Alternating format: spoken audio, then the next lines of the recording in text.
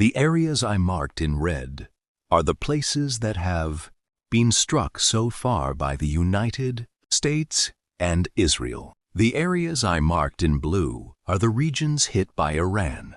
In this video, I explained in detail on the map everything that has happened since the beginning of the Iran War. Enjoy watching. The Iran War began on February 28, 2026 at 9:45, when the United States and Israel launched an airstrike on Iran. In the attack, carried out by American and Israeli fighter jets, many targets across Iran were bombed. Among the targets was the residence of Iran's supreme leader, Ali Khamenei, in Tehran. This location also hosted both the Presidential Palace and the National Security Council.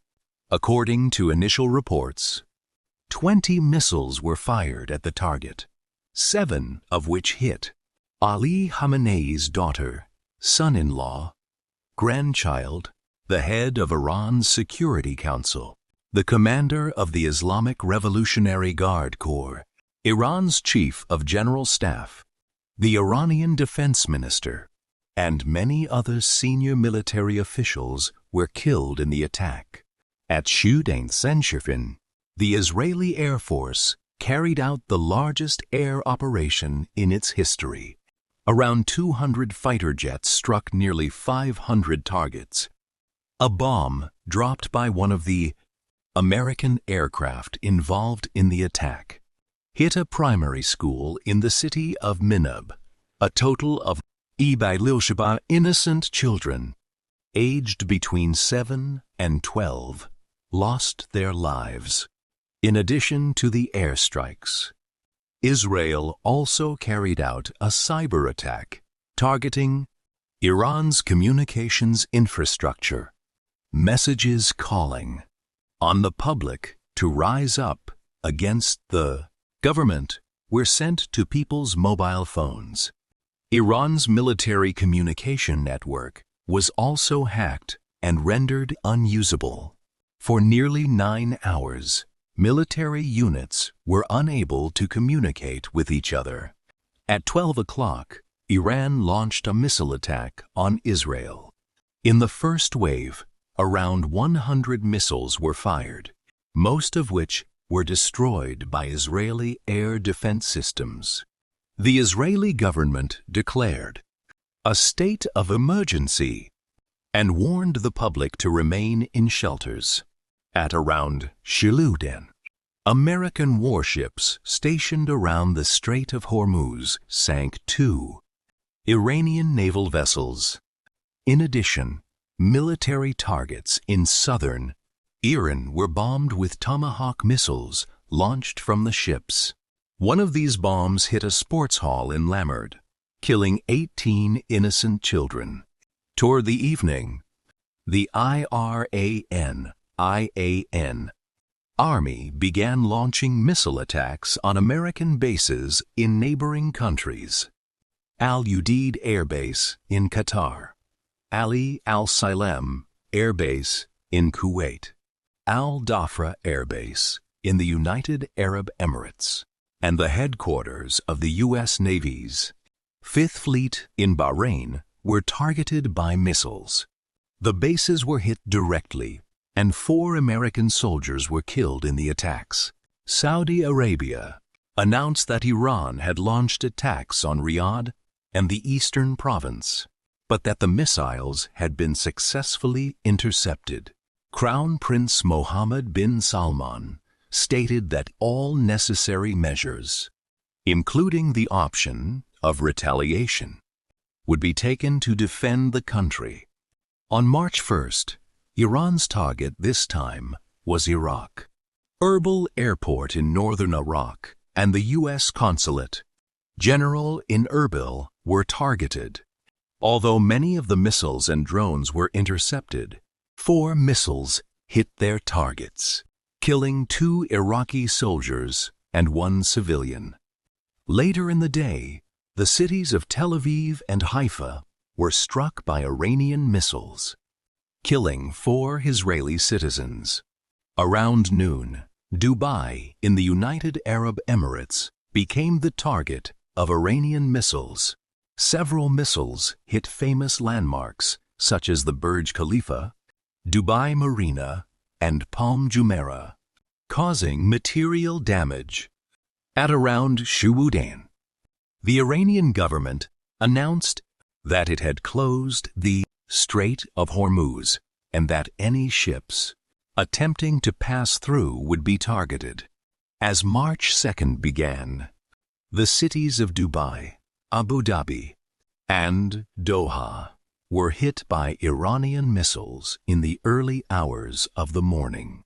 At around T-Dain, the U.S. Embassy in Kuwait was struck and put out of service. However, no casualties were reported. At around Shridain, 2 oil tankers flying American and Honduran flags, attempting to pass through the closed Strait of Hormuz, were struck by Iran's Revolutionary Guards. The ships suffered heavy damage, and the Revolutionary Guards announced that the same fate awaited every vessel attempting to pass through the area.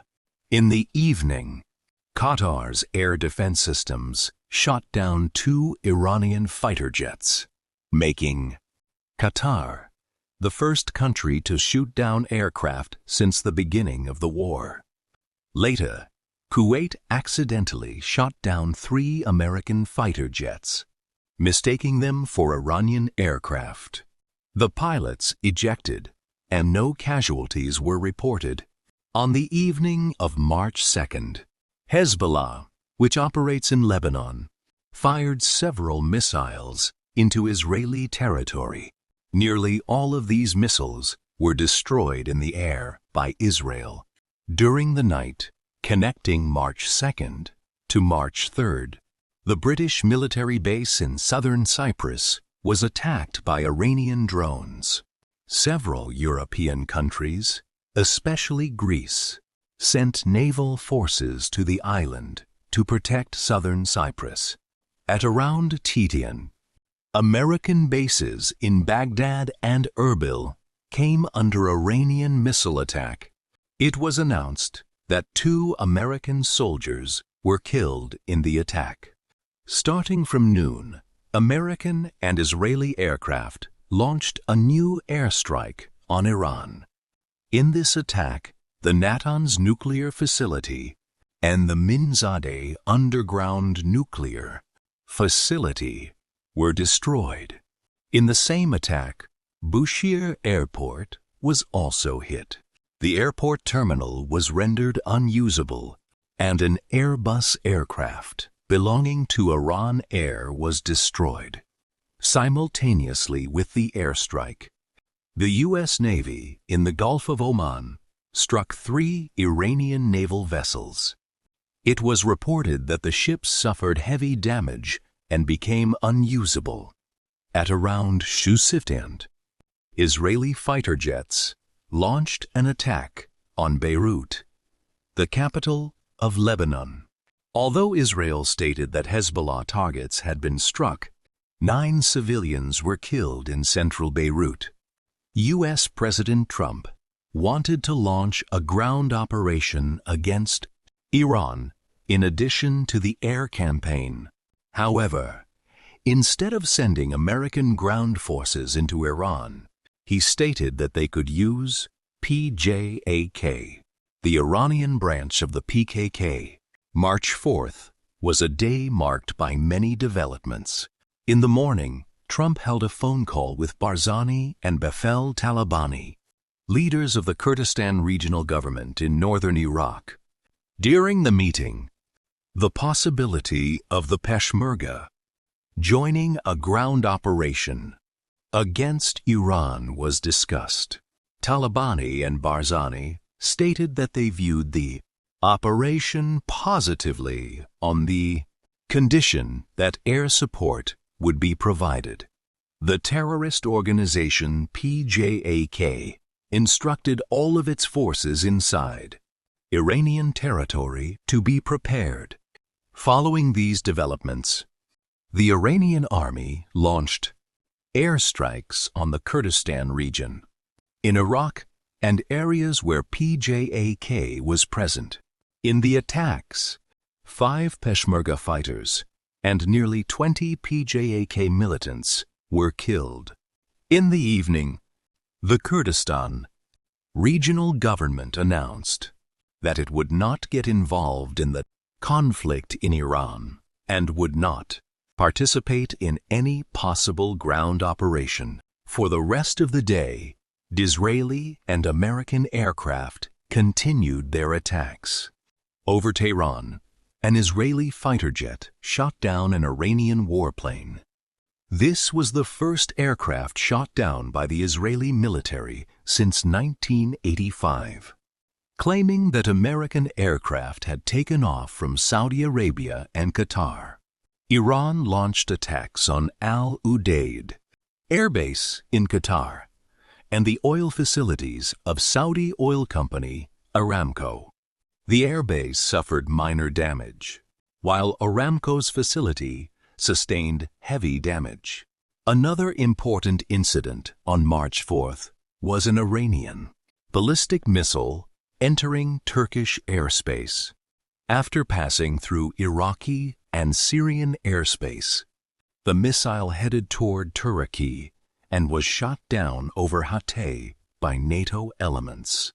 The Iranian government stated that the missile had lost its course and headed toward Turkey, and that Turkey had never been the intended target. Another incident involved an Iranian naval vessel being sunk by an American submarine in the Indian Ocean. A total of Su. Iranian soldiers on board were killed, while 32 were rescued injured. The Iranian vessel became the first ship sunk by an American submarine since World War I. March 5th was another intense day. 2 Iranian unmanned aerial vehicles struck Nakhchivan International Airport. The airport terminal was damaged and 2 people were injured in the incident. The Azerbaijani government reacted strongly and withdrew its diplomats from Iran. President Aliyev also stated that they were considering a military response. Air operations against Iran intensified. Again, on the morning of March 5, American B-2 bombers and Israeli F-35 fighter jets struck many targets in western and central Iran. Military facilities belonging to the Revolutionary Guards in Isfahan, Kermanshah, and Hamadan were targeted. In addition, air defense radars and S-300 batteries in western Iran were destroyed in this attack. On the evening of March 5th, the United States and Israel launched another new operation. This attack, carried out by the U.S. Navy, aimed to destroy military infrastructure, a military airbase near Tabriz, a missile production facility in Shiraz, missile depots around Yazd and Kerman, and mobile ballistic missile launchers in western Iran were completely destroyed. Iran, meanwhile, struck the Ain al-Assad base in Iraq with a ballistic missile, seriously injuring 1 American soldier. In a press statement on March 6th, Trump announced that there was no time limit for how long the war would continue and that they were only just getting started. In the early hours of March 7th, a new airstrike was launched on military targets in Iran. Mehrabad Airport in Tehran was bombed, and 16 aircraft belonging to the Iranian Air Force were destroyed. Iran, in response, bombed an oil refinery in Basra, belonging to an American company. In addition, a Malta-flagged oil tanker, attempting to pass through the Strait of Hormuz was struck by Iran and rendered unusable. President Pezeshkian announced that, as of March 7th, Iran would stop its attacks on neighboring countries, but that, if any attack came from those countries, Iran would retaliate again. However, the day after this statement, the United Arab Emirates, Kuwait, and Saudi Arabia were hit by Iran. 2 soldiers were killed in Kuwait, while 2 civilians lost their lives in Saudi Arabia. On the same day, NATO elements announced that they had intercepted a second Iranian ballistic missile entering Turkish airspace. The intercepted missile fell in the city of Gaziantep. Meanwhile, the Republic of Turkey deployed 6 F-16 fighter jets and 2 air defense systems to northern Cyprus in order to ensure its security. On March 9th, Ali Khamenei's son, Mojtaba Khamenei, was selected as Iran's new supreme leader. Mojtaba Khamenei announced that he would avenge his father. However, the next day, during an airstrike on Tehran carried out by B-2 bombers, a building where Mojtaba Khamenei was located was bombed. The new supreme leader was injured in his leg and eye, but his condition was reported to be not critical. In the same attack, Iran's deputy intelligence minister was reportedly killed. As of March 12th at 21 o'clock, the time this video was prepared, the Iranian army continues to strike Israel and American bases in Iraq, while Israel and the United States continue to strike military targets inside Iran. We will continue to report on developments, but our hope is that the war comes to an end as soon as possible.